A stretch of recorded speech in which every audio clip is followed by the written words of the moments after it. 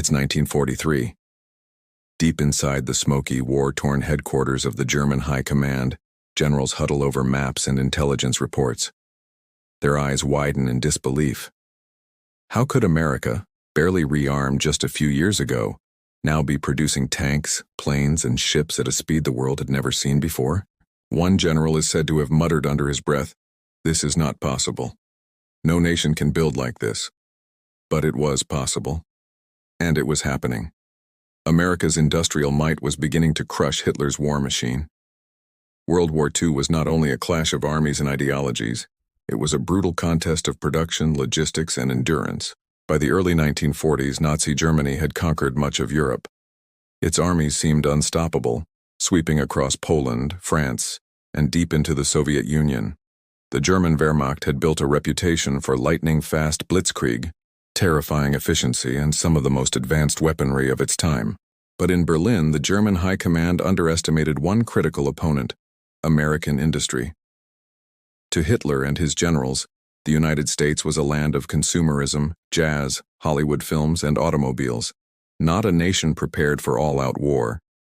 They remembered how slowly America mobilized during World War I. They believed that if war came, the Americans would take years to prepare, and by then, Germany would already rule Europe. When the United States entered the war after Pearl Harbor in December 1941, its armed forces were small compared to Germany's battle-hardened divisions. At that time, the U.S. Army ranked only 17th in the world, behind Portugal. Germany fielded millions of men, vast armored forces, and an air force that had ravaged Europe. And yet, hidden behind America's cities and farmlands, was a force Germany had not calculated for: the industrial juggernaut of the modern world. Detroit's automobile factories, Pittsburgh's steel mills, California's aircraft plants, these were not just factories, they were arsenals waiting to be unleashed. In the words of Adolf Hitler himself, captured later in German archives, he had dismissed America as a giant with feet of clay. But soon that giant would awaken, and German generals would watch in horror as America began to outbuild, outproduce, and outlast the Third Reich. German officers were stunned when intelligence reports began trickling in. The Americans had launched programs to build thousands of aircraft in a single year. Shipyards along the east and west coast were turning out Liberty ships so fast that what once took months now took days. And Ford Motor Company was producing B-24 bombers not one at a time, but on assembly lines, rolling them out like Model T cars. For the generals of the Wehrmacht, this was something they could not match. Germany's factories, under constant Allied bombing and strangled by shortages, could never keep up with such output. What stunned them most wasn't just the numbers, it was the sheer speed, the unstoppable momentum, and the fact that America could fight two wars at once, one in Europe and one across the vast Pacific. But how did this transformation happen? How did a nation that was not even fully mobilized in 1941 become the arsenal of democracy by 1943? And why did German generals, men hardened by war, react with such disbelief and fear at America's industrial miracle? To answer that, we need to rewind the story to the years before the United States entered the war, because it was there in the quiet buildup of American factories and the bold promises of leaders that the foundation of this shock was laid. In the late 1930s, the United States stood apart from the chaos consuming Europe and Asia. Across the Atlantic, Nazi Germany was rearming at a frightening pace, producing panzer divisions, Stuka dive bombers, and U-boats. In the Pacific, Imperial Japan was already waging brutal wars in China. But in the United States, life felt strangely normal. Families tuned their radios to baseball games, new cars rolled off Detroit assembly lines, and most Americans were more concerned about the lingering effects of the Great Depression than the rise of fascism overseas. Isolationism ran deep in American politics. Many believed that the bloody lessons of World War I had proven one thing: stay out of Europe's wars. Congress even passed neutrality acts to prevent involvement. In 1939, the U.S. Army was small, fewer than 200,000 soldiers. To put that in perspective, Poland, which Germany crushed in a matter of weeks, had a larger standing army. For Hitler and his generals, this was proof that the U.S. could not possibly mobilize in time to be a serious threat. But President Franklin D. Roosevelt saw things differently. As early as 1938, he warned that the storm clouds of war would eventually reach America's shores. He began quietly preparing the nation's industries for what he called the arsenal of democracy. At first, it was slow and cautious. Congress resisted spending, businessmen feared losing profits, and the public opposed foreign entanglements. But Roosevelt pushed ahead. In 1940, when France fell to Hitler's armies in just 6 weeks, the shock reverberated across the Atlantic. Suddenly, Americans realized that the Nazi war machine was far more dangerous than they had imagined. Roosevelt responded with bold moves. He expanded military spending, introduced the first peacetime draft in U.S. history, and, most importantly, reached out to America's industrial giants, Ford, General Motors, Boeing, Bethlehem Steel, and asked them to prepare for war production. Meanwhile, in Berlin, the German High Command was confident. Intelligence reports painted America as unprepared, disorganized, and politically divided. German generals like Alfred Jodl and Wilhelm Keitel believed that even if the United States joined the war, its military would not be ready for years. Hitler himself ridiculed Roosevelt's calls for mass production, scoffing that the Americans were good at making razor blades and refrigerators, not tanks and guns. But the Germans misunderstood the unique power of the United States, its industrial scale. Unlike Europe, where factories were small and specialized, America's industries were massive and flexible. The same factories that built automobiles, refrigerators, and washing machines could be retooled to churn out trucks, tanks, and airplanes. The assembly line, perfected by Henry Ford, was about to be unleashed on a scale never before seen in warfare. Before America even declared war, Roosevelt introduced one of the most important programs of the entire conflict: Lend-Lease. Passed in March 1941, it allowed the U.S. to supply Britain, the Soviet Union, and other allied nations with weapons, vehicles, and food. To the Germans, this was infuriating.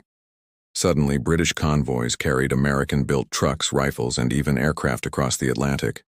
Soviet soldiers were driving American Studebaker trucks and eating canned Spam from Minnesota. German generals noticed. They realized that America's production lines were already feeding their enemies. But they still assumed that once war broke out, U.S. industry would stumble, slowed by strikes, shortages, or political opposition. That assumption would prove to be a fatal miscalculation.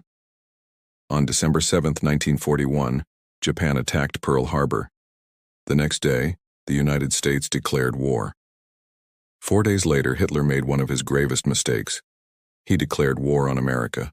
Suddenly, Germany was now facing not just Britain and the Soviet Union, but the industrial titan across the Atlantic. At first, many German officers laughed it off. They thought it would take the Americans years to train armies, build ships, and field divisions in Europe.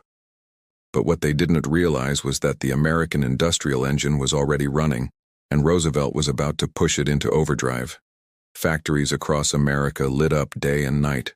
Assembly lines ran 24 hours. Men and women poured into production plants. Civilian cars disappeared from showrooms as Detroit retooled itself into the arsenal of democracy. In Pittsburgh, steel poured from furnaces in record quantities. In California, aircraft plants roared with activity. The scale was staggering, and the first waves of war material were already on their way across the oceans.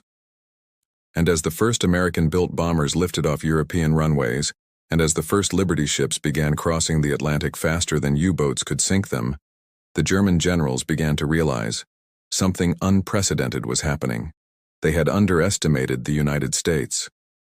By 1942, the United States was fully at war.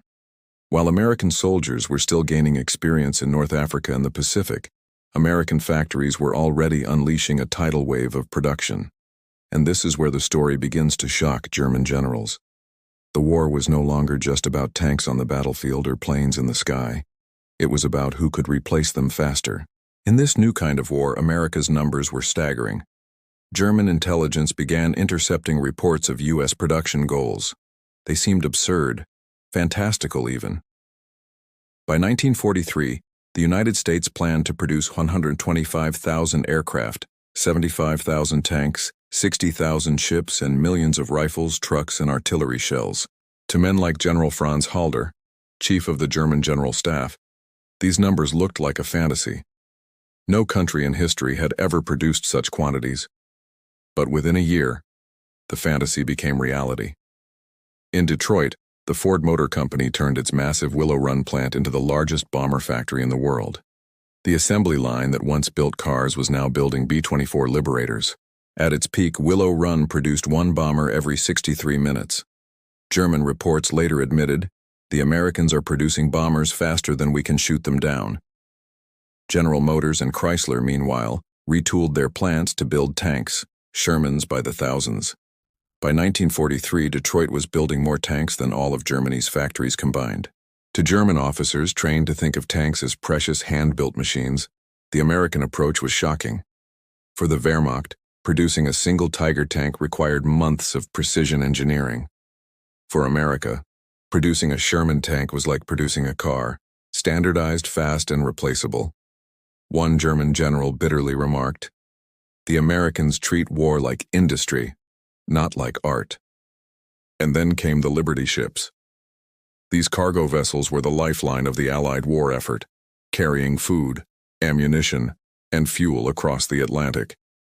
At first, building one took about 200 days. But by 1942, American shipyards had perfected mass welding techniques. Entire sections of ships were built separately, and then assembled like Lego pieces. The result? A ship could be built in just over 4 days. German U-boat captains were horrified. They could sink dozens of ships, but for every one they destroyed, America built several more. Admiral Karl Dönitz, commander of the German submarine fleet, admitted privately, "We are being drowned in an ocean of ships." In the skies, the scale was equally overwhelming. Factories in California churned out P-38 Lightnings and B-17 Flying Fortresses. By 1944, the U.S. was building nearly 100,000 aircraft a year. German generals knew that even if the Luftwaffe shot down hundreds, the Americans would send hundreds more. Albert Speer, Hitler's Minister of Armaments, recalled in his post-war memoirs, "The Americans produced airplanes by the tens of thousands, whereas we could only manage a fraction of that. Their system of mass production, their industrial capacity, it was beyond anything we could match."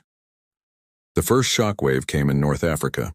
In late 1942, when U.S. forces landed in Operation Torch, they arrived with an endless stream of trucks, jeeps, and tanks. The Germans noticed something strange. The Americans never seemed to run out of equipment. For every destroyed tank, another appeared. For every lost plane, replacements arrived within days. At sea, the Battle of the Atlantic turned against Germany.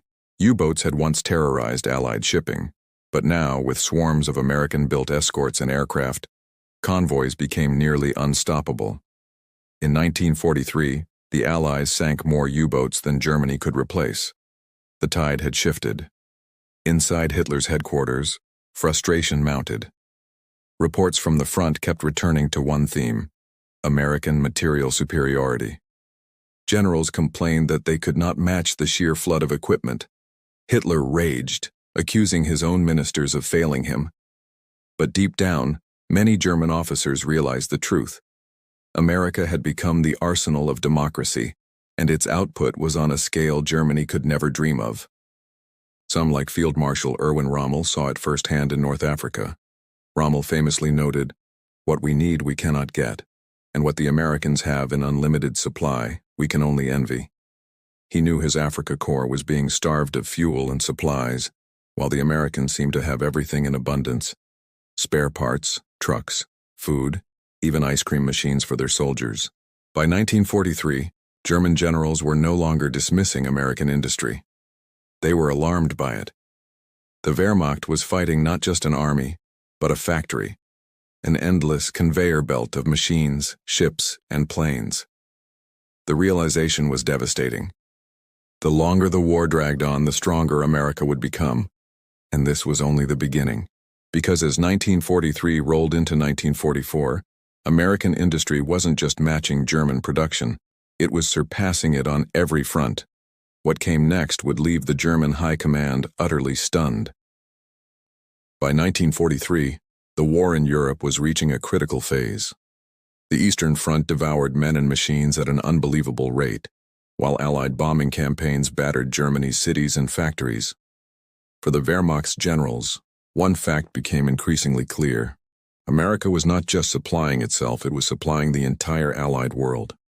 Across the Atlantic, German intelligence reported that Britain was now receiving American bombers faster than they could even crew them. The Soviet Union's Red Army was being kept alive by endless convoys of American trucks, boots, food, and even locomotives. General Heinz Guderian, Germany's master of armored warfare, later admitted with bitterness, "Without the trucks we supplied, the Russians could never have carried out their great offensives." Those trucks, of course, bore the stamp, "Made in the USA." Perhaps nowhere did America's industrial power become more terrifying than in the skies over Germany.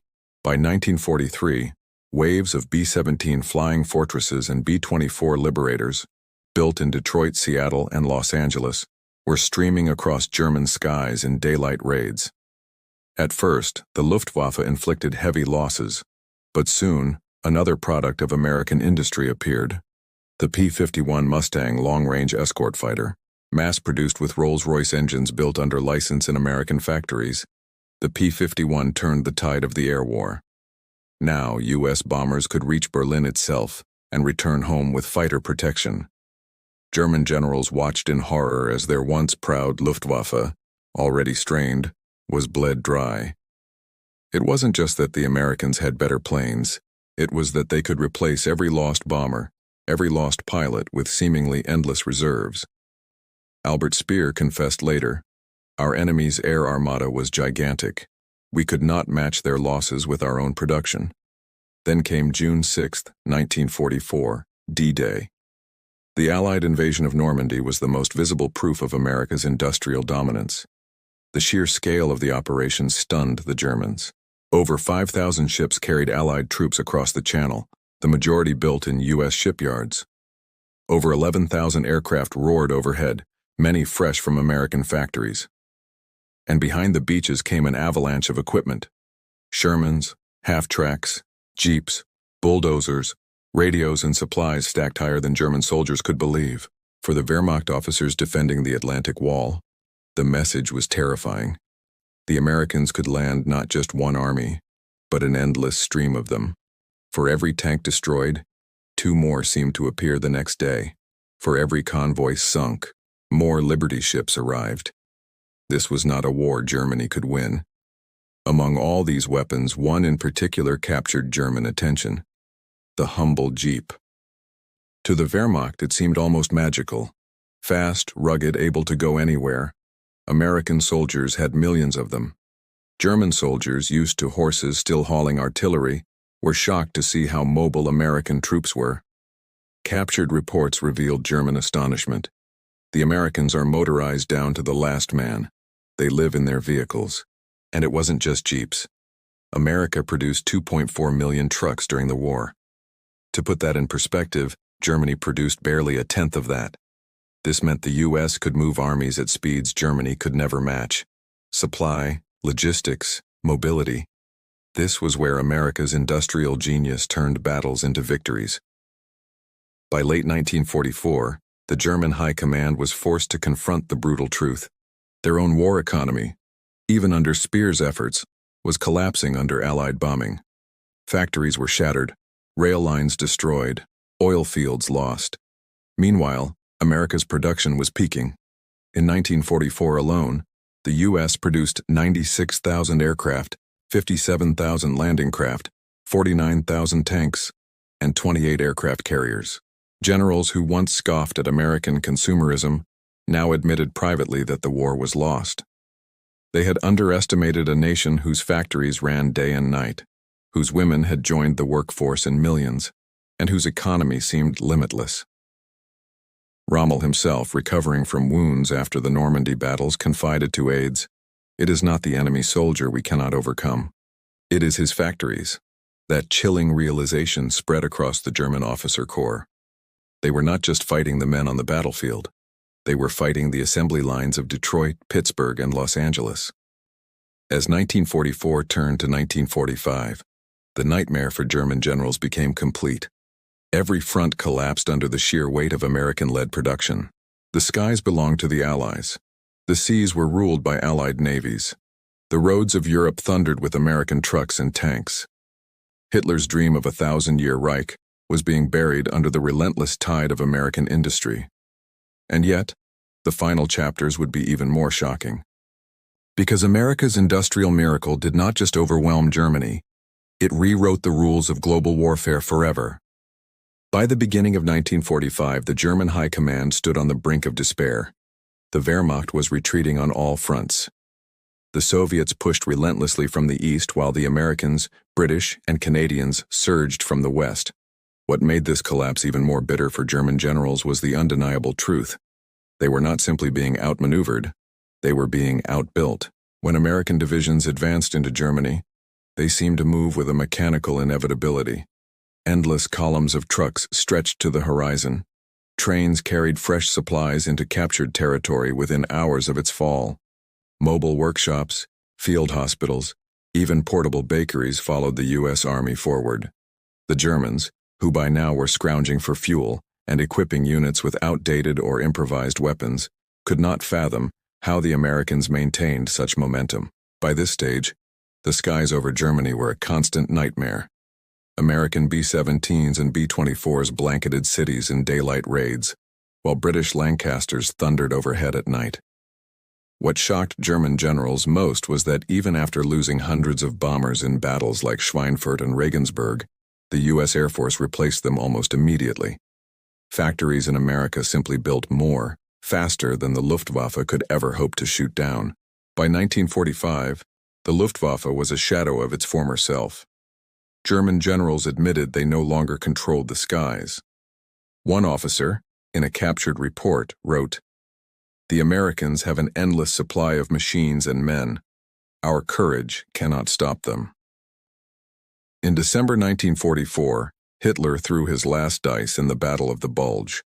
The plan was desperate but bold, a massive counteroffensive through the Ardennes to split Allied lines and force a negotiated peace. At first, the attack surprised the Americans, but soon the tide turned, thanks in no small part to American industry. As German tanks pushed forward, they ran out of fuel. Meanwhile, U.S. forces were resupplied with staggering speed. Within days, thousands of fresh American trucks, tanks, and planes flooded into the battlefield. Entire divisions, fully equipped, were rushed in from other fronts. The German generals watched as their carefully hoarded reserves were swallowed up by an American flood they could not contain. The Ardennes offensive collapsed, and with it, the last hope of German victory. By the spring of 1945, American troops were driving deep into the heart of Germany. They crossed the Rhine with a speed and efficiency that shocked even their own commanders. One German general reportedly remarked, "The Americans fight with machines, not men. We cannot keep pace," and indeed that was the truth. The German army was collapsing not only because of its battlefield defeats, but because its economy had been annihilated. The Allies had destroyed fuel production, transport networks, and supply lines. Yet for every German factory reduced to rubble, American factories in Detroit or Chicago were producing more than ever. Even as German soldiers fought desperately, many of their leaders knew it was futile. The sheer scale of American production had broken their ability to resist. Rommel, before his forced death in 1944, had warned that the Reich could not survive against such an opponent. By May 1945, his grim prediction came true. Germany surrendered. After the war, captured German generals were interrogated by Allied officers. Time and again they repeated the same theme. They had been stunned, completely overwhelmed, by America's industrial power. General Alfred Jodl admitted, "The war was decided by factories, not battlefields." Albert Speer, Hitler's own armaments minister, reflected, "We never had a chance to match America's production. Their economic strength was decisive. This was the climax of the story. Not a single battle, not a single general's strategy, but the realization that America's ability to outproduce Germany had sealed the Reich's fate." When the last guns fell silent in Europe, German officers were left to ponder a sobering lesson. Wars in the modern age were no longer won solely by tactics and courage, but by machines, logistics, and industrial might. The Wehrmacht had been unmatched on the battlefield at the start of the war, but against the endless factories of America, it was doomed from the beginning. And yet, as shocking as this industrial miracle was, the aftermath carried an even more surprising twist, because the same factories that defeated Nazi Germany would soon reshape the entire world order and usher in an age of superpowers. When the guns finally fell silent in May 1945, the ruins of the Third Reich told the story of defeat. Cities lay in ashes, the once proud Wehrmacht was in captivity, and Hitler's vision of a 1,000-year empire had collapsed after barely 12. For German generals who survived, the aftermath brought reflection. In their prison cells, in interrogation rooms, and later in their memoirs, many admitted the same thing. They had been utterly stunned by America's industrial power. To them, it wasn't just the tanks, planes, and ships. It was the speed, the relentlessness, and the fact that America seemed to get stronger as the war dragged on. The longer the war lasted, the more inevitable Germany's defeat became. But there was one last shock waiting, not just for Germany, but for the entire world. In August 1945, as the war in Europe was already over, the United States unveiled its most powerful product of all, the atomic bomb. Built in secret under the Manhattan Project, it was the ultimate symbol of America's ability to mobilize science, industry, and manpower on an unprecedented scale. German scientists had dabbled with nuclear research, but their resources were too limited, their industry too strained. They never came close to building such a weapon. For German generals learning of Hiroshima and Nagasaki, the realization was staggering. Not only had America outproduced them in every conventional category, it had leapt into a new era of warfare entirely, leaving the Reich's technological ambitions in the dust. In the years after World War II, this industrial triumph reshaped the global order. The United States emerged as one of the two great superpowers, its factories and economy untouched by the destruction that devastated Europe and Asia. Germany, once the epicenter of military innovation, was shattered, divided, and occupied. The lesson was unmistakable. In modern warfare, industrial might could be as decisive as military genius. German generals who once prided themselves on precision tactics now admitted that wars of the future would be won not only by soldiers in the field, but by workers in factories, engineers in laboratories, and ships carrying supplies across oceans. Albert Speer, Hitler's Minister of Armaments, perhaps summarized it best when he later wrote, "The American war production was a miracle. It outstripped anything we had ever imagined. Against it, resistance was hopeless." That was the final blow to the myth of German invincibility, not a battlefield defeat alone, but the realization that America, as vast industrial machine, had crushed the Reich before its generals even knew what hit them. And that is the story of how German generals were stunned by America's industrial power. A story not just of battles, but of factories, assembly lines, and a nation's will to mobilize everything for victory. If you found this story eye-opening and dramatic, make sure to subscribe to the channel, give this video a like, and hit the notification bell so you never miss another deep dive into the hidden stories of World War II. Because history is more than dates and battles. It's about the forces that changed the world forever.